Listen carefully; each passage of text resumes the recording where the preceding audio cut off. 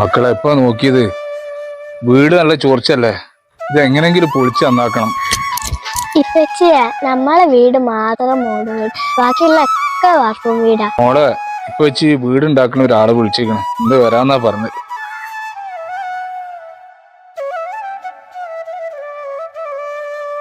അവിടുന്ന് ഒരാള് വരുന്നുണ്ട്. അത് ഞാൻ പറഞ്ഞ ആളാണല്ലോ മോനെ. വീട് ഉണ്ടാക്കാൻ ഒരാള് വരും എന്ന് പറഞ്ഞില്ലേ, അയാളാണ് ആ വരുന്നത്. അസ്സലാമു അലൈക്കും. വലൈക്കും സലാം. ഇതാണ് ഞാൻ പറഞ്ഞ വീട്. ഇത് പൊളിച്ചിട്ട് എനിക്ക് ബാർപ്പാക്കി തരണം. എനിക്കൊരു 1000 സ്ക്വയർ ഫീറ്റിന്റെ വീടാ വേണ്ടത്. അത് എത്ര മാസം കൊണ്ട് പണി തീരും? അത് നമുക്ക് ഒരു കൊല്ലത്തിന്റെ ഉള്ളില് തീർത്ത് ചാവി കയ്യിലാണ് തരാം. നിങ്ങൾ അതിന്റെ എത്രയും പെട്ടെന്ന് ഓക്കെ. എന്നാ പിന്നെ ഞാൻ പണിക്കാരായിട്ട് വരണ്ടേ നാളെ? ആയിക്കോട്ടെ.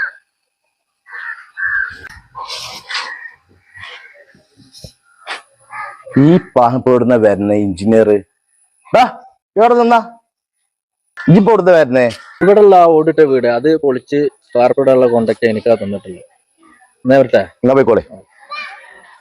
ഇവിടെ ഇപ്പൊ ആകെ ഓടിട്ട വീട് അതിൻ്റെതാണ്. ആ പാഹനക്ക് ഒരു പണിയും തോരമില്ല. എവിടുന്ന് പൈസ കിട്ടിയെന്നാവും? ആരുടെയും കട്ടുകാണ്ടൊക്കെ വന്നതാണോ? ഹലോ, നൗഷാദല്ലേ? എടാ, അടുത്ത മാസം എന്റെ വീടിന്റെ കുടിയിരിക്കലാടാ.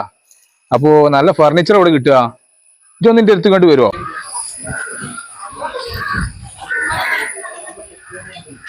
ഈ പഹന്റെ വീട് ഇത്ര വലുപ്പായ? ഞാൻ ഭയങ്കര കള്ളം തന്നെ കേട്ടാ, ആരോ പറ്റിച്ചത് തന്നെയാണ്. ഇത്ര വലുപ്പമുള്ള വീട് നമ്മുടെ നാട്ടിൽ തന്നെ കണ്ടിട്ടില്ല.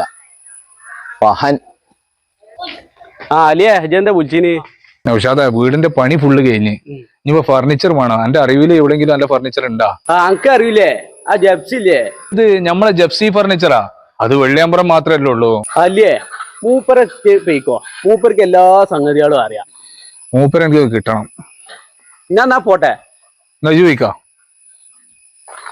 എന്നാ അട്ടിയരോടും വീട്ടുകാരോടും എല്ലാരും എന്റെ കുറ്റം ഇങ്ങനെ പറഞ്ഞു നടക്കലേ. എണീക്കടാ. ഇനി ആരും കുറ്റം പറയില്ല. കുറ്റം പറഞ്ഞോട്ടോളം എനിക്ക് അടി കിട്ടിയിട്ടുള്ളൂ. നിങ്ങളെത്തും അടി കിട്ടി.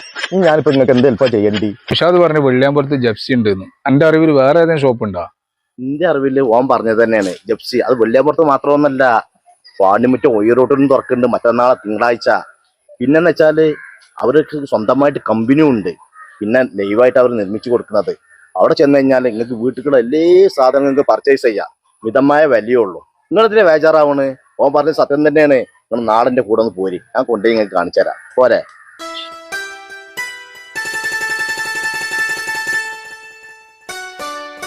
ഞങ്ങളോട് പറഞ്ഞില്ലേ ജപ്സി ഫർണിച്ചർ കട നാളെ ഓപ്പണിംഗ് ആണ്. നിങ്ങൾക്ക് വീട്ടിലുള്ള എല്ലാ സാധനം ഇവിടെ തന്നെ പർച്ചേസ് ചെയ്യാം.